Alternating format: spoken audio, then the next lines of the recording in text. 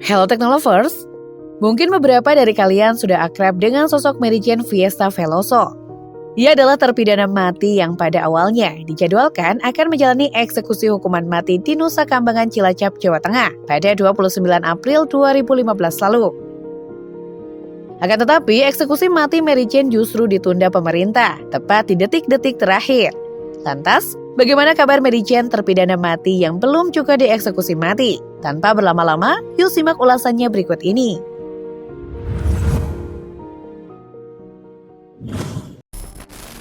Kisah hidup Mary Jane. Mary Jane putri bungsu dari 5 bersaudara dari keluarga tak mampu. Ia menikah muda di usia 17 tahun dan memiliki 2 anak. Namun Mary Jane bercerai dengan suaminya.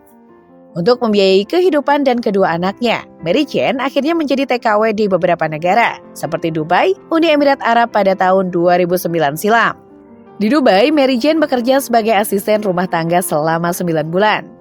Diketahui saat bekerja di sana, majikan Mary Jane saat itu mencoba memperkosanya, hingga akhirnya ia memutuskan keluar dan kembali ke Filipina.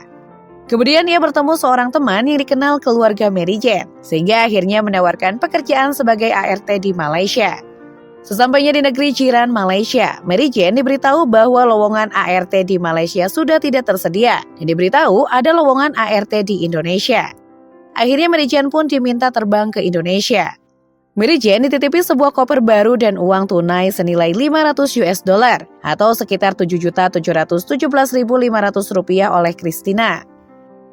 Namun sesampainya di Bandara Adi Sucipto, Yogyakarta pada tahun 2010, Mary Jane ditangkap kepolisian dengan barang bukti heroin seberat 2,6 kg senilai 5,5 miliar rupiah. Diketahui perempuan asal Bulacan ini divonis mati oleh Pengadilan Negeri Sleman dengan dakwaan pelanggaran pada pasal 114 ayat 2 Undang-Undang Nomor 35 Tahun 2009 tentang narkotika. Meski demikian, dalam pembelaannya, Mary Jane mengatakan bahwa ia merupakan korban perdagangan manusia. Menurut pengakuannya, pada tahun 2010, ia ditawarkan pekerjaan di Kuala Lumpur. Tak hanya itu saja, Mary juga mengklaim bahwa narkotika tersebut dijahitkan di dalam kopernya tanpa sepengetahuan dirinya. Ya sih, dari ceritanya menurutku Mary Jane adalah korban. Divonis hukuman mati. Ketika ditangkap dan divonis hukuman mati, Mary Jane tidak mendapatkan fasilitas yang memadai untuk membela diri. Yang dimana pengacara Mary Jane yaitu Agus Salim mengatakan bahwa saat dia diinterogasi polisi Mary Jane tanpa didampingi pengacara dan penerjemah. Padahal saat itu interogasi dilakukan dengan bahasa Indonesia, sementara Mary Jane hanya bisa berbahasa Tagalog. Di persidangan, pengadilan disebut tidak menggunakan penerjemah berlisensi. Adapun pengacara yang ditunjuk adalah pembela umum yang disediakan polisi. Dalam sidang tersebut, hakim menjatuhkan vonis hukuman mati lebih berat dari tuntutan jaksa yakni pidana seumur hidup. Sebelum dipindahkan ke Nusa Kambangan, Mary Jane sempat mendekam di lapas kelas 2A Wirogunan, Yogyakarta. Upaya hukum telah dilakukan seperti peninjauan kembali atau PK dan gerasi yang diberikan oleh Presiden Benigno S. Aquino III. Yang ditujukan kepada mantan Presiden Susilo Bambang Yudhoyono ketika menjabat kala itu. Namun ketika masa pemerintahan Jokowi, gerasi tersebut ditolak. Wah, sedih banget ya. Eksekusi mati ditunda. Eksekusi mati Mary Jane dijadwalkan dilakukan pada 29 April 2015 di Nusa Kambangan, Jawa Tengah. Namun di detik-detik terakhir jelang eksekusi, hukuman mati Mary Jane itu diurungkan menyusul desakan publik DPR dan Komnas Perempuan kepada Presiden. Dilansir dari Kompas.com, penundaan eksekusi mati itu juga dilakukan karena besarnya tekanan masyarakat internasional dan nasional yang mengatakan bahwa Mary Jane merupakan korban perdagangan manusia. Di saat yang sama, Maria Cristina Sergio yang mengirim Mary ke Indonesia menyerahkan diri ke kepolisian Filipina. Pada saat ditangkap, Mary Jane sendiri sudah dipindahkan dari LP kelas 2A Wirogunan Yogyakarta ke LP Nusa Kambangan pada 24 April 2015, sekitar pukul 01.40 waktu Indonesia Barat, untuk menjalani persiapan eksekusi mati. Bak lolos dari lubang jarum, eksekusi mati Mary Jane yang seharusnya dilaksanakan ketika hari berpindah ke 29 April 2015, dibatalkan di detik-detik terakhir. Mary Jane tak masuk daftar terpidana yang dibawa ke lokasi eksekusi di lapangan Limus Buntu sekitar pukul 00.00 waktu Indonesia Barat. Ia dibawa keluar selnya dan dikembalikan ke LP Wirogunan. Sampai saat ini eksekusi hukuman mati terhadap Mary Jane masih ditunda. 13 tahun telah berlalu, kini Mary Jane terus menunggu keputusan atas hukuman mati atas dirinya. Keluarga Mary Jane sangat berharap bahwa kunjungan Presiden Marcos Jr. dapat membawa perubahan dalam kasus ini.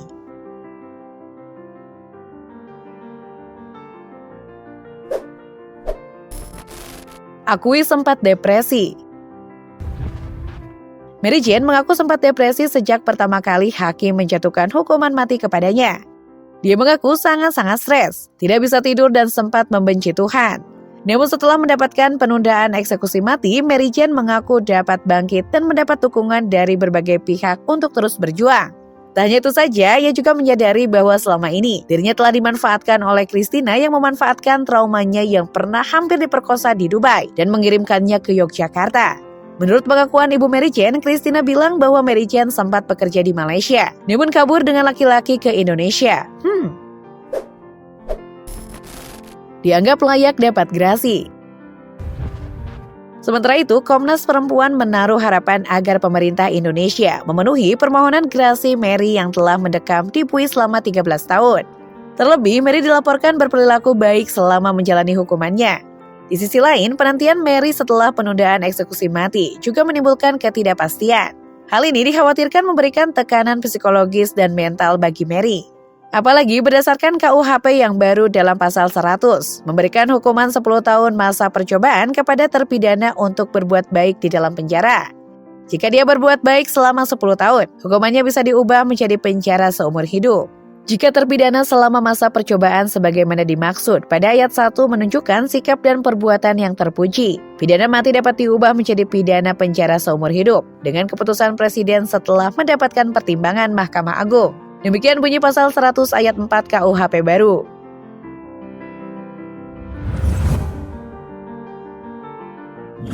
Nah, itulah tadi ulasan mengenai kabar Mary Jane terpidana mati yang belum juga dieksekusi mati. Menurut Teknolovers gimana nih?